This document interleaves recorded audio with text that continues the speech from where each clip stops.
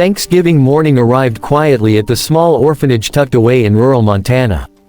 The old wooden building creaked as a cold wind brushed against its walls, carrying the promise of winter. Inside, 22 children slowly woke from their beds, their faces filled with a mix of excitement and uncertainty. Thanksgiving was supposed to be special. It was the one day they imagined a warm table, a roasted turkey, and the feeling of being like other families they read about in books. Miss Evelyn, the orphanage caretaker, stood alone in the kitchen before sunrise. She stared at the nearly empty shelves, her heart heavy. A single sack of flour, a few cans of beans, and some dried tea leaves were all that remained. The donation boxes that were usually full by this time of year were painfully empty. This year had been hard, rising costs, fewer donors, and forgotten promises. She pressed her palms together and whispered a quiet prayer, asking for strength. When the children gathered in the dining room, their chatter slowly faded as they noticed the bare table. No plates stacked high, no smell of roasting food. Just a pot of warm water heating on the stove. Miss Evelyn forced a gentle smile and told them it would be a simple Thanksgiving. The younger children nodded, not fully understanding, while the older ones exchanged worried glances. Hunger was not new to them, but disappointment still hurt. Little Noah, barely 6, tugged on Miss Evelyn's sleeve and asked softly, "Will we still say what we're thankful for?" Her eyes filled with tears, but she knelt down and hugged him tightly. "Yes," she said, steadying her voice. "We always do." She believed gratitude mattered even in the hardest moments, though her heart ached as she spoke. Outside, snowflakes began to fall, dusting the yard in white. The orphanage felt smaller than ever, isolated from the rest of the world celebrating with abundance. Miss Evelyn tried calling a few local charities again, but no one answered. Time moved slowly, and each passing hour made the silence heavier. As noon approached, she gathered the children around the table. They held hands, bowing their heads. Each child shared something they were thankful for, a warm bed, a friend, a story at night. Their words were simple but sincere. Still, empty stomachs growled, and Miss Evelyn felt helpless. She served thin bean soup, apologizing with every bowl. When the meal ended, the children tried to stay cheerful, helping clean up and pretending it was enough. But Miss Evelyn watched them carefully, knowing they deserved more than survival. She stepped to the window, gazing at the snowy road leading away from the orphanage. With a tired sigh, she whispered one last hopeful thought into the cold air: maybe, somehow, kindness would still find them before the day was over. Far beyond the quiet town, where open fields stretched beneath a pale winter sky, a lone rancher began his Thanksgiving morning before dawn. Thomas Hale lived on a modest ranch nestled between low hills and pine trees, a place that echoed with silence more often than laughter. He had built his life there after losing everything that once mattered: his parents in a factory accident, his wife to illness, and his unborn child soon after. The land was all he had left, and he worked it with steady hands and a guarded heart. That morning, Thomas sat at his rough wooden table, sipping black coffee as the radio murmured softly in the background. A local news segment spoke briefly about families struggling during the holidays. One line caught his attention: a small orphanage outside town was facing a difficult Thanksgiving due to a lack of donations. The announcer moved on quickly, but the words stayed with him. Thomas turned off the radio and stared out the window, memories rising like ghosts. He remembered his own childhood, moving between shelters after his parents died. He remembered cold mornings, empty plates, and the shame of pretending not to be hungry. Thanksgiving had been the hardest day back then, not because of hunger alone, but because it reminded him of what he didn't have. Someone had once left a bag of groceries at the shelter door without a name. That quiet kindness had kept him going. Now, years later, he felt a familiar pull in his chest. Without telling a soul, Thomas stood and pulled on his coat. The decision didn't need words. He walked to the barn, where his horses waited patiently. One by one, he loaded his old wooden wagon with everything he could spare, and more. A frozen turkey wrapped carefully in cloth, sacks of potatoes and carrots, loaves of fresh bread from the town bakery, jars of milk, apples, and even warm blankets he had stored for winter. Each item felt like a promise. The horses snorted softly as he adjusted the reins. Snow had begun to fall heavier now, turning the dirt road into a pale, uncertain path. The journey would take hours, but Thomas didn't hesitate. He pulled his hat low, shielding his face from the cold wind, and guided the wagon forward. With every step, the weight of loneliness on his heart felt lighter. As he traveled, he imagined the children's faces, curious, hopeful, and cautious all at once.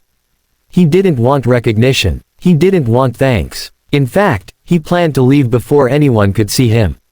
Kindness, he believed, was purest when it expected nothing in return. By the time the orphanage roof came into view through the falling snow, Thomas slowed the horses. He breathed deeply, steadying himself. This wasn't about his pain or his past. It was about making sure that, for one day at least, no child would sit at an empty table. And with that quiet resolve, the silent rancher guided his wagon closer, carrying not just food, but a piece of his own healed heart. The afternoon light was already fading when the sound reached the orphanage, soft at first, then clearer. The rhythmic crunch of hooves on snow broke the heavy silence that had settled after the children's thin lunch.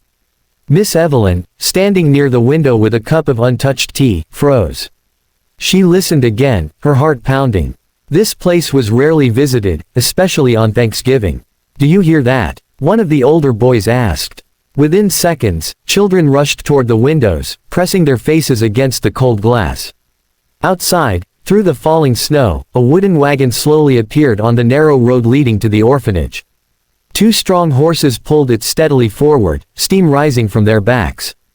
The children gasped in disbelief. Miss Evelyn hurried to the door, her breath caught somewhere between hope and fear.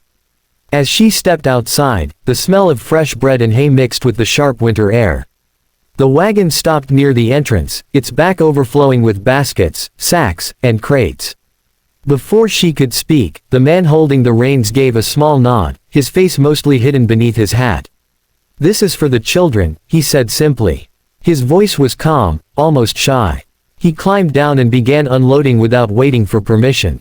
Turkey, potatoes, carrots, milk, apples, flour, warm blankets folded neatly. Each item felt unreal, as if the day itself had turned around in a single moment. Miss Evelyn tried to speak, but tears filled her eyes. She placed a hand over her mouth, overwhelmed. The children watched in stunned silence until one little girl clapped her hands and laughed. That broke the spell. Cheers erupted. Laughter bounced off the old walls. Some children hugged each other, others jumped in place, hardly believing what they were seeing.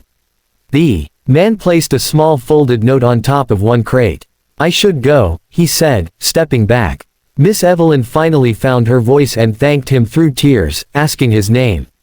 He shook his head gently. "It doesn't matter," he replied.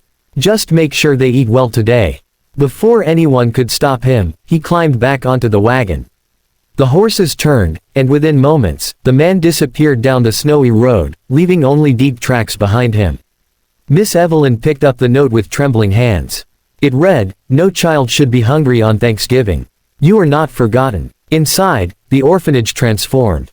The children rushed to help, washing vegetables, setting the table, and laughing like the building itself had come alive. The kitchen filled with warmth, the rich smell of roasting turkey, and the sound of joy. Miss Evelyn watched them, her heart full in a way she hadn't felt in years. As they finally sat down to eat, each child bowed their head, gratitude shining in their eyes. This time, the table was full. And though no one knew the rancher's name, his kindness wrapped around the room like an invisible embrace. That wagon hadn't just brought food, it had brought hope, dignity, and the reminder that miracles sometimes arrive quietly, right when they are needed most. Thanksgiving evening settled gently over the orphanage, wrapping the old building in a calm it had not felt in a long time. The children sat back in their chairs, full and sleepy, their faces glowing with warmth and contentment. For once, no one was hungry. Plates sat empty not because there was nothing to eat, but because there had been enough. Miss Evelyn stood at the doorway of the dining room, watching them with quiet gratitude, her heart still overwhelmed by the day's miracle. After the dishes were cleaned and the leftovers carefully stored, the children gathered in the common room. Some played board games, others curled up under the new blankets, whispering and laughing softly. A few of the older children stared out the window, following the wagon tracks still visible in the snow. They wondered who the man was and why he had cared so deeply about strangers. Miss Evelyn stepped outside once more, hoping against reason that she might see the rancher returning. The road was empty, the sky painted in shades of pink and gray. She closed her eyes and whispered a prayer, not asking for anything this time, but offering thanks. That day had reminded her why she had chosen this life, despite the hardships. Love, she realized, didn't always come with promises or explanations. Sometimes it came quietly and left just as silently. In the days that followed, the impact of the mysterious gift only grew. Word of the Thanksgiving miracle spread through town. Neighbors stopped by with small donations.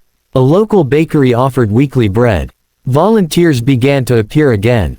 It was as if the rancher's single act of kindness had awakened something in everyone who heard the story. Hope became contagious. The children changed too. They smiled more. They shared more. They spoke often about the man with the wagon, imagining his life and wishing him happiness. For them, he became more than a stranger, he became proof that the world still held goodness. On cold nights, when fear or sadness crept in, they remembered that someone out there cared enough to act. Miles away, on his quiet ranch, Thomas continued his routine as usual. He never spoke of Thanksgiving. Yet something inside him had shifted. The loneliness that once felt heavy now seemed lighter, easier to carry.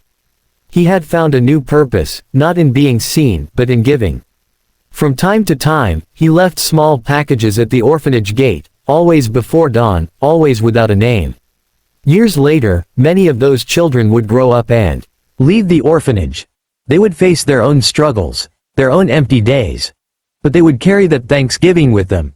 The day an unknown rancher showed them that love could arrive without warning and stay forever in the heart. The orphanage would remember it too, not as the year they almost had nothing, but as the year they learned a powerful truth. Family isn't only built by blood. Sometimes, it is built by kindness, delivered on a quiet road, in a wagon full of love.